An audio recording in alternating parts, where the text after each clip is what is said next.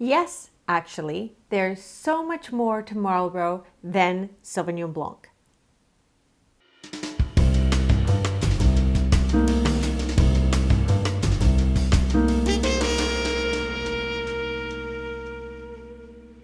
Hi, I'm Carolyn Evans-Hammond and welcome to my tasting room.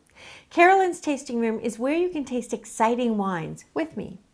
And tonight, we taste Marlborough 3 Ways.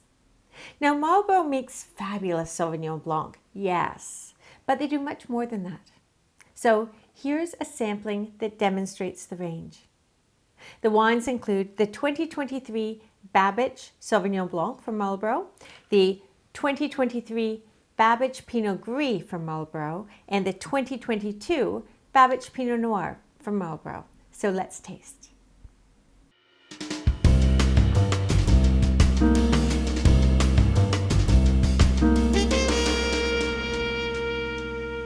So the first wine in our flight is Sauvignon Blanc, which we all associate with Marlborough, and it does a great job at it. The producer we're tasting today is Babich, which I think does marvelous, great value and marvelously complex expressions of Sauvignon Blanc. So I really like the wine. I hope you do too. So pour yourself a glass and let's taste together. First in the glass, you'll notice the color. Give it a swirl, take a look. Now Sauvignon Blanc is not deeply colored, and it's not deeply colored, is it? It's sort of a pale, bright straw and transparent. The transparency tells us that it's stable, which we want to see because that's our first way of noting whether a wine is as it should be. It's clear, it's bright, it's not hazy at all, perfect, right color too. If this was sort of getting dark, we know it might be oxidized. Not the case here. So have a sniff. Now that could not be anything other than Marlborough Sauvignon Blanc, or certainly Sauvignon Blanc, because its expression is so fragrant. It jumps out of the glass. Do you notice that? And the expression is hallmark, textbook, gooseberry, lime, a hint of maybe green pineapple or something. But that is what you get from Sauvignon Blanc. And the Sauvignon Blanc from Marlborough tends to be really full throttle aromatically, and we're getting that. I'm also getting, smell this and tell me if you get cut grass, another classic aroma that you find in the glass, and it's absolutely there, which to me smacks of summertime, and I love that because it's bright, it's crisp, and it makes you feel like something you want to drink in the warm weather. So now let's have a taste. It sprints in, doesn't it? This is zippy, vivacious, clean, bright. It's like it, lights up your whole palate. I love that. And it lingers a little bit on the finish. So immediately it's quenching. But then do you notice how it fans out, sort of ripples out with different elements that we found on the nose? I'm sort of getting damp basil right now. Initially, I got the green apple and lime, and then it moved a little bit more tropical for a moment. And I love that sort of shifting interplay of flavors because that creates interest. It also is a mark of quality.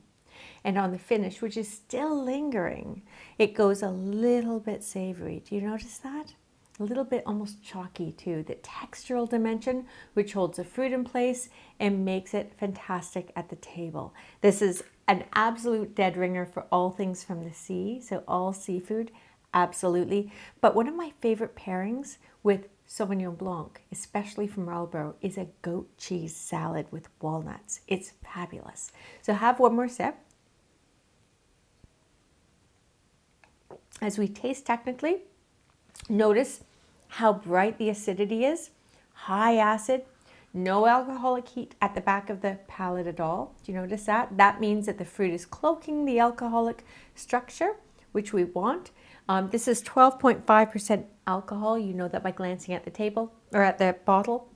And that therefore lets you know that it's a light-bodied wine, which is great in the summertime because you don't want something too heavy. So I think this is a great example of Sauvignon Blanc. Let's see what else we have in store.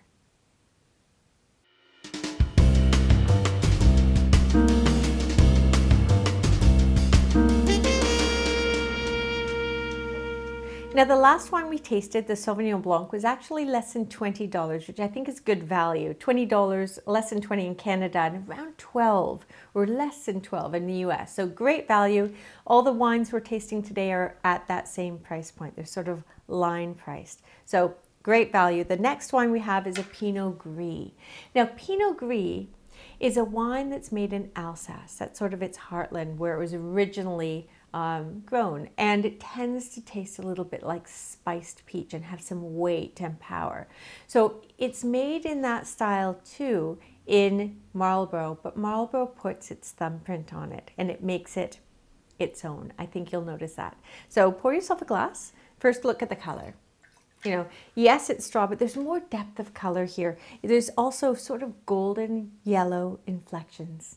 Pinot Gris can have that. Pinot Gris is the same grape as Pinot Grigio, but the hang time is longer. It's left on the vine longer to develop a little bit more richness and ripeness. The alcohol level here is 13.5, so we know going in it's going to be medium bodied. And you can kind of see that in the glass. If you give it a swirl, you know, you can see a little bit more weight in the way the viscosity of the wine sort of drapes down the sides of the glass. So there's more weight than our last wine. So just little tips to know. So give it a swirl and let's just make sure it's clean and bright on the nose.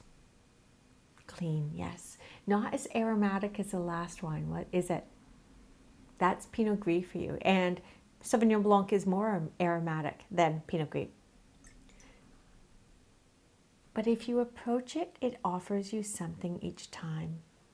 So I'm definitely getting poached peach, which I always get from Pinot Gris, as well as hints of ginger. Do you notice that? It's a great wine to pour with Asian fare, noodles or something. Love that, and some orange zest. So lots going on. We reapproach. We do know that this it was stainless steel fermented, so clean fruit, but 7% was fermented in oak, and that's going to impart a little bit of spiciness, which I think is where the ginger is coming from. Maybe baking spices. So lovely. So have a sip and let's see how it's expressing itself to us on the palate. Isn't that interesting? It goes in, it smooths in, sweeps in. This is not a vertical wine. This is a weightier wine, and silky smooth, but there's weight and density, and that's Pinot Gris. And I like the cleanliness of it. It's not quite as long as the last one, but the purity of fruit is there, the balance is there, and the texture is just beautiful. On the finish, I am getting the ginger again, are you? A little bit of ginger and maybe lemongrass. So one more quick sip. Also notice it's not quite as high acid as the last wine. It is balanced, quenching, finish is clean and dry, but it's not sky-high acidity. So this is a kind of wine that's absolutely great at the table because it's got the weight to stand up to all sorts of things. This is the kind of wine I love with all things sort of Malaysian.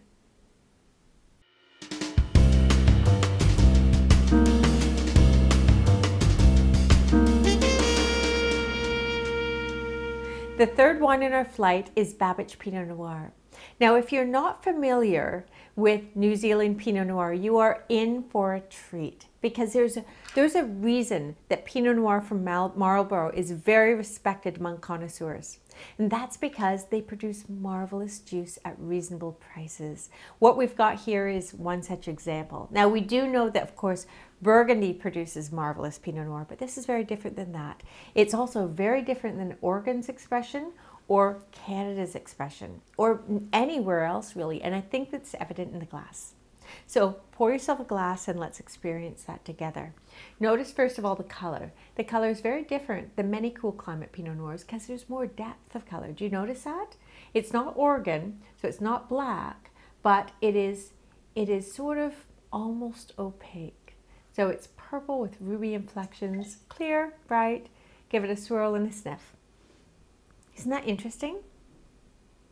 Now this is pure raspberry fruit. Little bit of earthiness, sort of expressing itself maybe of cranberry or beetroot, a little bit of violet maybe, but there's that raspberry, thrust that makes it so clean and so pure that you want to sip it. So I love that. Yes, there's illusions. Yes, there's complexity coming through, but we're talking about cool climate freshness and great extract. And I love that. And that for me is what Marlborough Pinot Noir does so well. So let's have a sip. Isn't that great? It's juicy and pure and quenching and drinkable, so supremely drinkable. And yet there's layers too, especially, it beams in, and then do you notice how it starts to cascade? I'm getting mushroom, sort of roasted mushroom. The violet is sort of fluttery.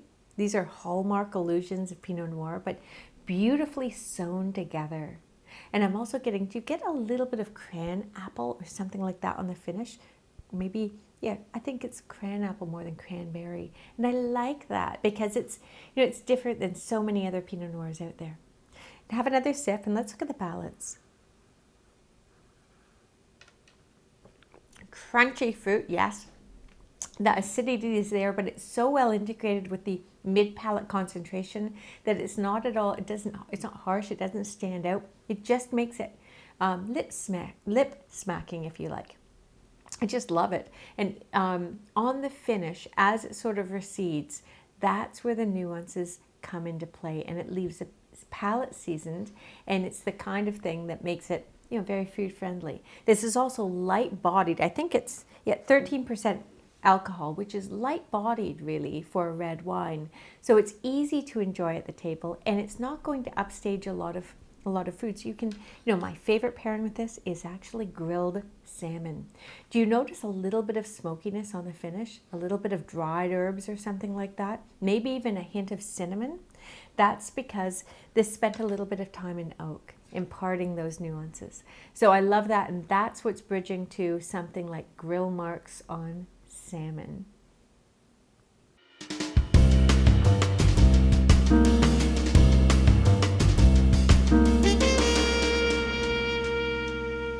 So there you have it. Marlborough 3 ways. Which one did you like best? Let me know. Shoot me a note. And don't forget to like and subscribe, because I'm coming right back with another flight of delicious wines, spirits, and other drinks here on Carolyn's Tasting Room, so you can drink better and learn how.